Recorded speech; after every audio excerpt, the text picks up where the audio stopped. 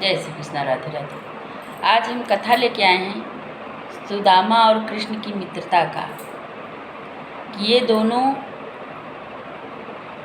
इन दोनों की मित्रता कितनी प्रगाढ़ थी। आज भी लोग दाग देते हैं, इन मिसाल कायम करते हैं इनकी मित्रता का।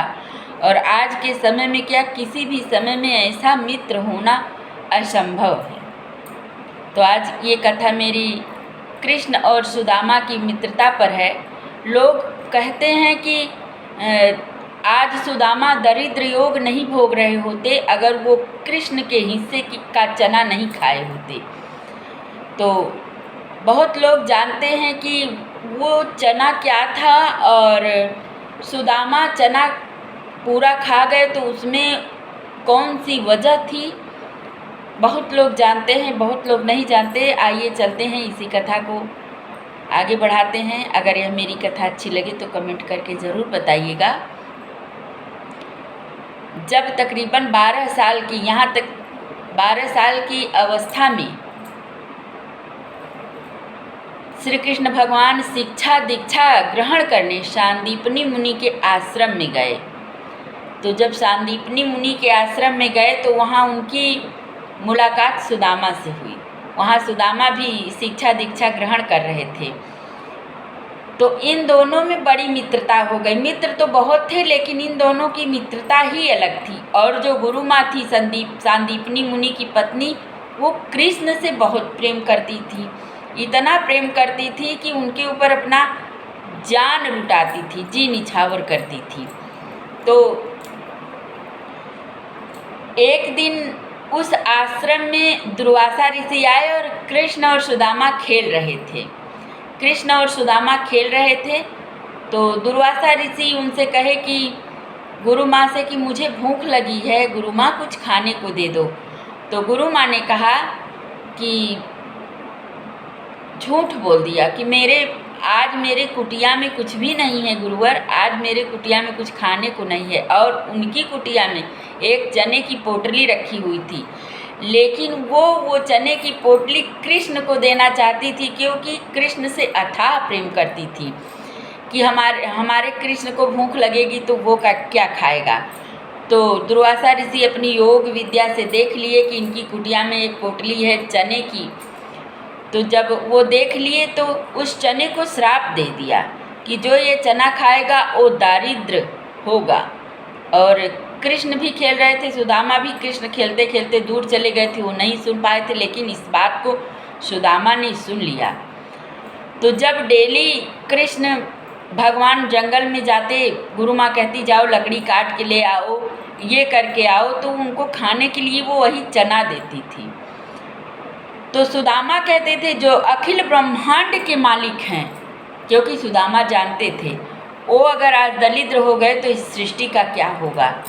तो वो कृष्ण से कहते थे कि सखा तुम ऐसा करो कि यहाँ चले जाओ, वहाँ चले जाओ, ऊपर चले जाओ, ये करो वो करो। और जब कृष्ण वहाँ से हट जाते तो उस चने को खोल कर खा लेते। और ये चीज़ दूर से कृष्ण देखते और रोते कि आज इस श्रापित चने को मेरा सखा खा रहा है सिर्फ मुझे बचाने के लिए। लेकिन फिर भी कृष्ण उनसे कहते कि अरे मुझे भूख लगी है, खाने को तो दो। तो सुदामा कहते अरे मुझे बहुत भूख लगी थी कि सब मैं तो पूरा चना खा गया, चलो तुम गुरु माँ के पास कुछ खा लेना। यूं ही ऐसे ही सिलसिला चलता गया और समय आ गया कि कृष्ण अपने द्वारिका चले गए और सुदामा भी बड़े होकर अपने परिवार में के साथ रहने लगे। तो जो उस चना में श्राप था कि इस चने को जो ग्रहण करेगा, जो खाएगा, वो सदा आजीवन गरीब रहेगा, और उस गरीबी को सिर्फ सुदामा झेल रहे थे। इतनी गरीबी झेल रहे थे, इतनी गरीबी कि अगर खाने बैठे तो उनकी थाली से वो अगर थोड़ा भी बहुत रहता तो भी गायब हो जाता था। इतनी गरीबी। रोते, उनकी पत्नी रोती और कहती बिलखती कि तुम्हारे मित्र, तुम्हारे सखा द्वारिकाधीश हैं, उनसे क्यों नहीं जाके मिलते। लेकिन वो कहते कि मैं कृष्ण से कैसे कहूँ, उसको एक कष्ट कैसे पहुँचाऊँ। तुम जाने दो सब बीत जाएगा, तुम जाने दो सब बीत जाएगा। लेकिन उनकी पत्नी नहीं मानी, उनसे इतना जिद की, कही कि नहीं अपने मित्र के पास जाओ मिलने और अपनी सारे हाल को कह सुनाओ। और द्वारिका से कृष्ण सुदामा की सारी हालत देख कर के इतना रोते थे, बस वो यह इंतज़ार करते थे कि सखा मेरा एक बार मुझसे कह दे, मांग के देखे। लेकिन सुदामा इतने हठी थे कि उन्होंने भगवान से और कृष्ण से कभी कुछ मांगा ही नहीं। तो अपनी पत्नी की जिद में आ कर के सुदामा चल तो दिए, जाने को तैयार तो हो गए। तो उन्होंने कहा कि तुम जानती नहीं हो अपनी पत्नी से, मैं जाऊंगा तो कृष्ण ज़रूर कुछ न कुछ खाने के लिए मांगेगा और मेरे पास कुछ है नहीं, घर में कुछ पड़ा हो तो दे दो। तो उनकी पत्नी सुदामा की बगल से चावल की किनकी 2 मुट्ठी लेकर आई, थोड़ा सा किनकी लेकर आई और सुदामा अपनी रुमाल में पोटली बना कर लेके गए और जाते थे जा रहे थे कहीं। बहुत कठिनाइयों का सामना उन्होंने किया, रास्ते नहीं मिल रहे थे, लेकिन भगवान कृष्ण किसी न किसी रूप में आकर उनकी मदद ज़रूर करते थे।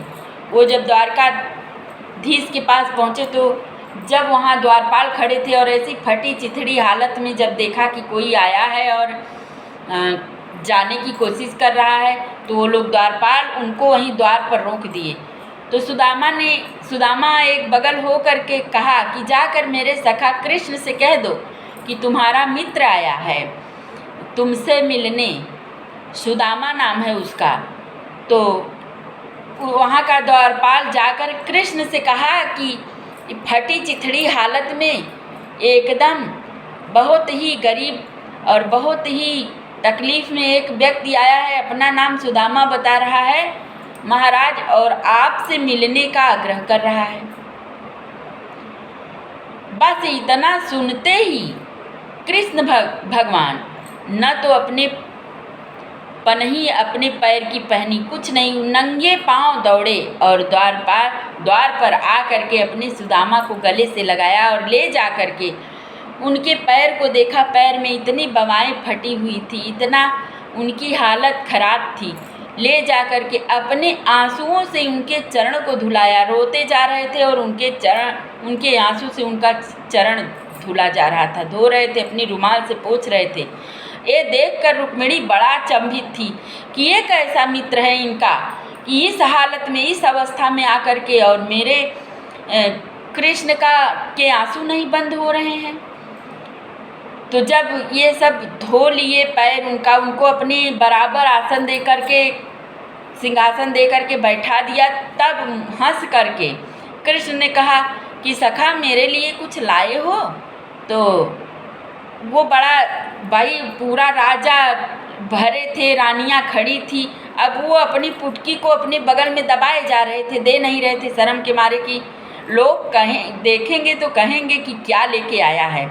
फिर भी कृष्ण भगवान उस पुटकी को छीन लिए, छीन करके खोल कर देखा कि चावल की किनकी उठाए, अपनी हाथ मुट्ठी से एक फाँका अपने मुंह में खाए, फिर दोबारा फाँका अपने मुंह में लेके खाए। जब तिबारा वो अपनी मुट्ठी को उठाए तो रुक्मिणी हाथ पकड़ ली कि 2 लोग तो आपने दे दिया, 3 लोग दे देंगे तो आप कहाँ रहेंगे। और इन सब चीज़ों से अनभिज्ञ सुदामा जब अपने राज्य को लौटे तो देखा कि उनका संसार ही बदल गया है। एक ने, देखिए मित्रता यह होती है, एक ने मांगा नहीं और एक ने दिया तो कुछ कहा नहीं, मित्रता यह होती है। लेकिन आज के समय में किसी से ऐसी उम्मीद करिए ही नहीं। आदमी इतना देता है तो इतना गाता है कि मैंने इसको इतना दिया, इतना किया, इसका ये किया, वो किया, लेकिन वो अखिल ब्रह्मांड के मालिक थे कृष्ण, उन्होंने 2 लोक दे दिया उनको, सुदामा को, लेकिन जताया नहीं कि मैंने इनको 2 लोक अपने सखा को दे दिया। और एक ने इतना कष्ट में रहा, उनके हिस्से का वो दुख भरा चना खाया, लेकिन वो कहा नहीं कि मैंने तुम्हारे हिस्से का दुख अपने जीवन में लिया, ये श्रापित चना मैंने खाया। एक ने दिया, कहा नहीं, एक ने पाया, बोला नहीं। जय श्री कृष्णा, राधे राधे। अब मेरी कथा समाप्त।